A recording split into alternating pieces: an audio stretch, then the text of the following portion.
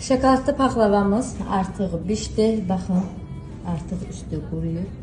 Güzgü kimi, şüşə kimi. Baxın, əlimə də yapışmır, quruyub. Bir dənəsini görsəm, şüşə kimi də hamarda üstü. Şüşə kimi hamarlıq olar üzərində. Tam şəkildə quruyub. Və şüşə kimi parlayır.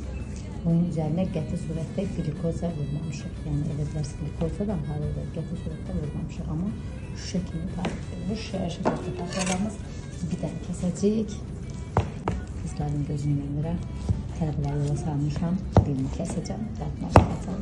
Əslində 4-5 saat qalmalıdır, özünü tutsun.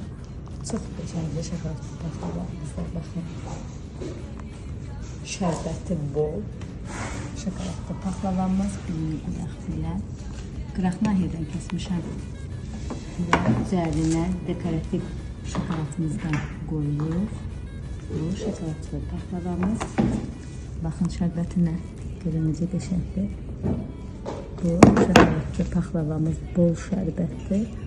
Bütünlükdə şokoladdan hazırlanıb və üzərinin şərbəti belə karameldir, çox dadlıdır və fərqlidir.